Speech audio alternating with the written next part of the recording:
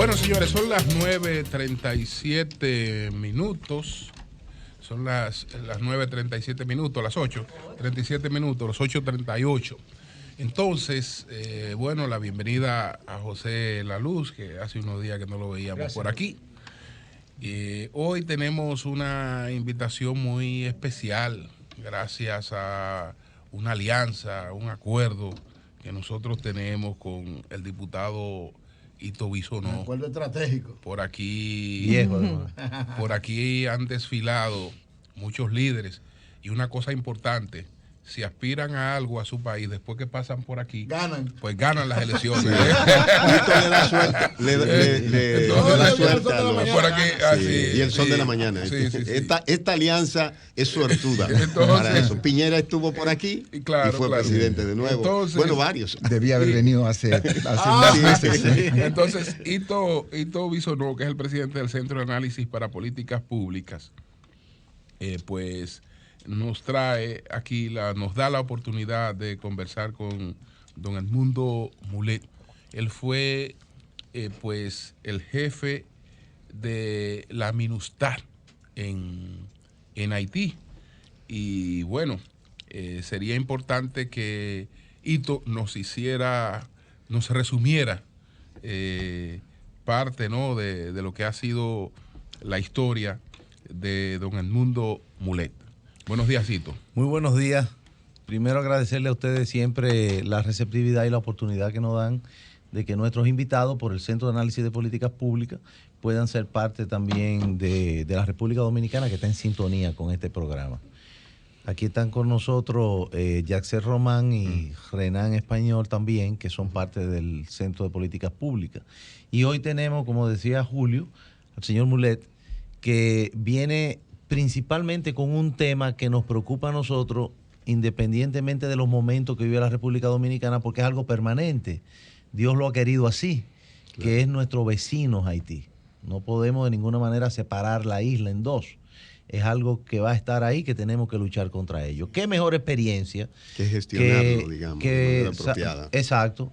Que ver las cosas desde el punto de vista de quien ha sido responsable en 2 ocasiones de dirigir la MINUSTAH en Haití, de conocer la situación haitiana en el corazón. Vamos con preguntas. Desde su momento del terremoto incluso. Sí. Y además de eso, de una visión, siendo jefe de gabinete de la ONU, conociendo ese organismo de carácter global, que son también los que están llamados a no dejar a la República Dominicana sola, porque la solución de Haití no es la República Dominicana, aunque como ya dije estamos uno al lado de otro, y que yo creo que todos los que tenemos responsabilidad de llevar políticas públicas y de buscar estabilidad y mejoría, no solamente para República Dominicana, porque la estabilidad y la mejoría de Haití lo va a representar también para la República Dominicana. Claro. Tenemos la obligación de contribuir con la presencia de personas como el señor Mulet, que puede ayudarnos a fijar posiciones para que esto se comience a buscar una solución viable. Bueno, buenos días, señor Mulet. ¿Cómo está usted? Muy buenos días. Muchas gracias a ustedes por esta oportunidad. Muy contento, muy complacido de estar acá en Santo Domingo. Muy agradecido también con Ito Bisonó y su agrupación por invitarnos a este evento. Hoy en la tarde tenemos en la universidad un foro, una conferencia. Pucamaima. Sí, vamos a tener una conferencia específica sobre el tema de Haití. A mí me llaman casi como el especialista en temas de Haití, porque en 2 ocasiones presidí esta misión de Naciones Unidas tan importante. La primera vez fue en el 2006, cuando Haití estaba en manos de las pandillas, de los grupos armados, de lo que llaman ahí los gangs, y recibí un mandato del Consejo de Seguridad para ir a pacificar y estabilizar Haití. Me dieron 18,000 tropas, 18,500 tropas, muchas de ellas, tenía tropas de la India, de Afganistán, perdón, de Nepal, Pakistán, de Nepal, de Sri Lanka, de Jordania. Paraguay. Pero sobre Nepal todo tropas latinoamericanas, porque se vio eso como un esfuerzo de solidaridad continental para sacar a Haití pues de ese ciclo de violencia que estaba viviendo. Ahora no hay tiempo para contarles pues los detalles de lo que se tuvo que hacer pues en Haití en aquella época. Lo que más me dolía, lo que más me afectaba, lo que más me llegaba al corazón era presidir esas ceremonias fúnebres frente a ese catafalco, ese féretro de muchachos voluntarios, porque hay que recordar que todas las tropas de Naciones Unidas son contribuciones voluntarias de los países, enviando ese cuerpo de regreso a sus padres, a sus esposas, a sus hijos, a muchos países del mundo que habían muerto en esa guerra urbana que tuvimos en Haití. De esa misión? 34 veces tuve que hacer eso. 34 veces. ¿A mano con enfrentamientos? Con enfrentamientos con los pandilleros, sí. Fue una guerra urbana muy, muy dura, muy, muy dura. Por supuesto que tuvimos que hacer lo que había que hacer. Y después de 11 meses en Haití me presenté ante el Consejo de Seguridad de las Naciones Unidas y les dije, ustedes me pidieron que pacificara y estabilizara Haití. Aquí les entrego un Haití pacificado y estabilizado. Y así fue. O sea, ahí se terminó todo el tema de lo que eran los secuestros, las extorsiones, los robos, toda esa violencia organizada. ¿Y cuántos mataron ustedes? ¿Ustedes mataron es difícil. 34? No sé cuántos, pero sí bastantes, y arrestamos a más de 850 líderes de los grupos armados estructurados que existían en...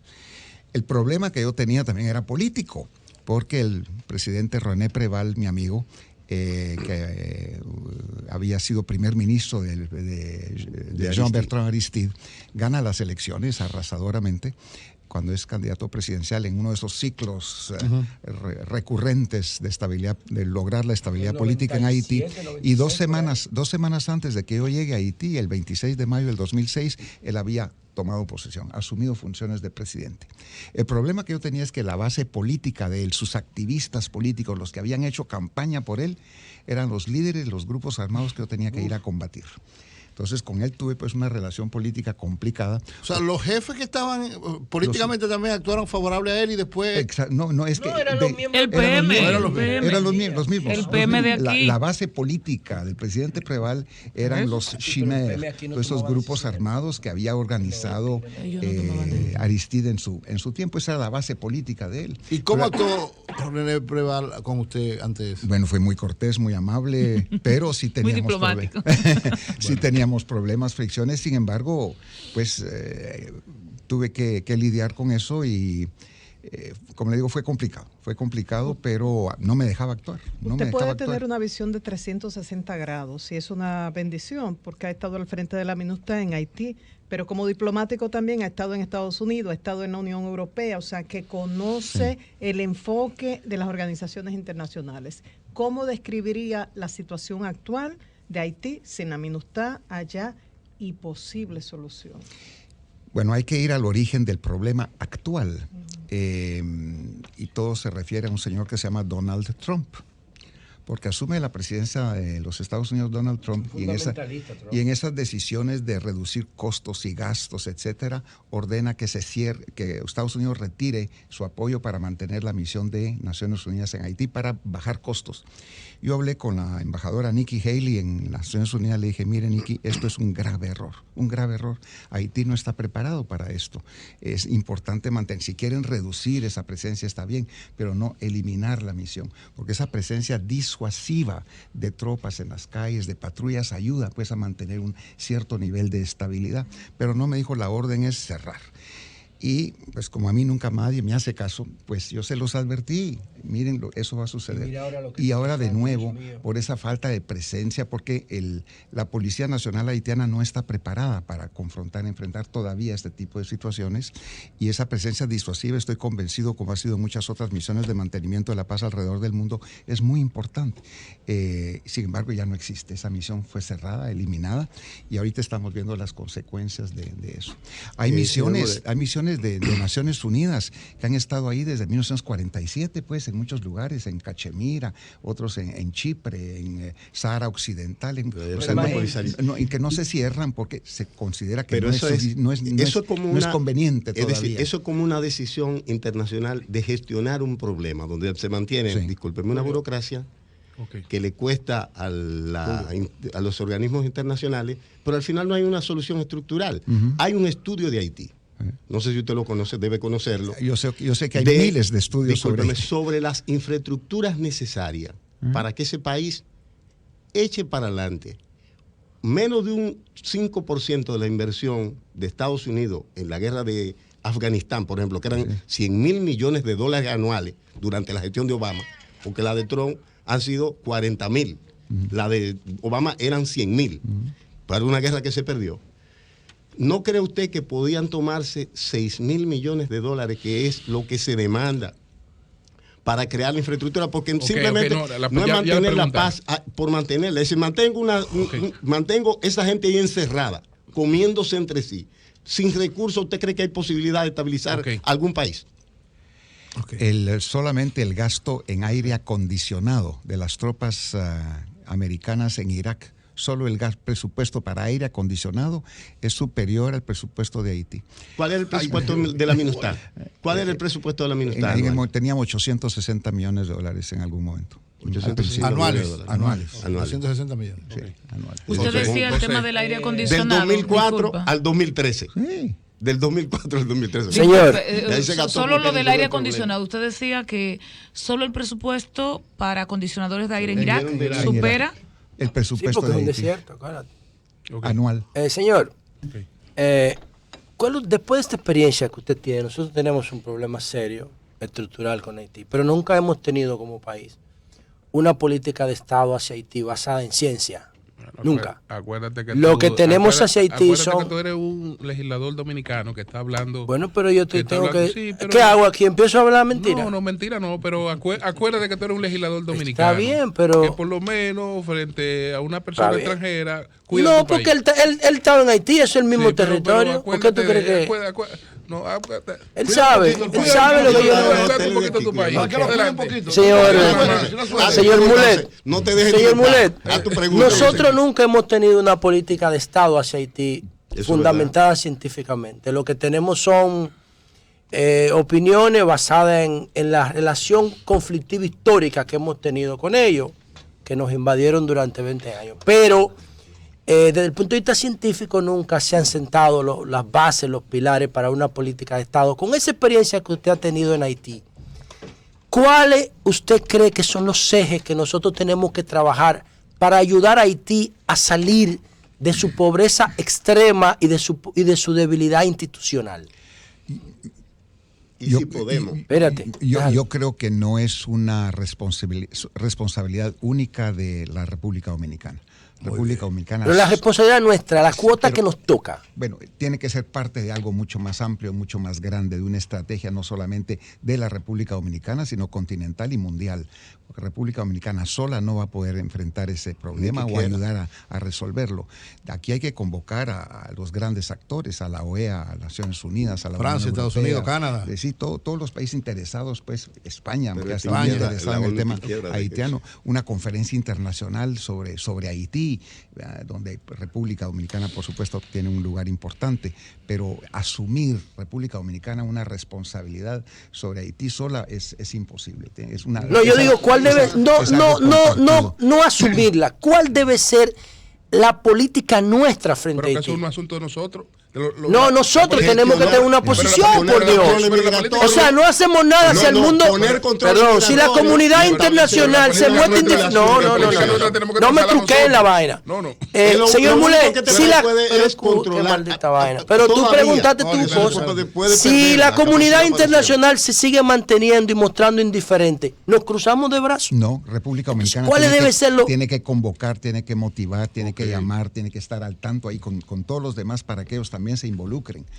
Tenemos 20 años haciendo eso, señor Muley, y no pasa nada. Bueno, no podemos invadir. Continuamos. ¿Quién está hablando de eso? No, digo yo. Continuamos. Eso tampoco es científico, estamos jodidos. Yo quisiera, señor Muley, ver su visión sobre las cuestiones de las instituciones en Haití y el rol que tiene en Haití lo que podemos llamar la clase gobernante, que tienen las élites, porque paradójicamente es un país con élites, con un contraste importante. Y entonces, ¿qué tanto participan esas élites en la búsqueda de la estabilización de ese país? Yo creo que hay dos acciones que hay que tomar, unas urgentes, que es el tema humanitario ahora en Haití, que se va a desbordar, el tema del hambre, que va a generar presión también acaso de la frontera dominicana, eso es urgente. Aquí hay que convocar a la Cruz Roja, a todos los organismos internacionales para llevar una asistencia alimenticia ¿Y a tienen Haití. recursos ahora que están limitados en el financiamiento? Porque Estados Unidos ha disminuido su aporte y otros países. Pero va a salir mucho más caro después si no se acciona inmediatamente. Estas son acciones inmediatas, urgentes. Después está a mediano y largo plazo el tema de las instituciones en Haití. Hablábamos con el diputado Ito, ahorita veníamos para acá, el tema de la actitud misma del sector privado haitiano, que es de no involucramiento en los temas políticos haitianos.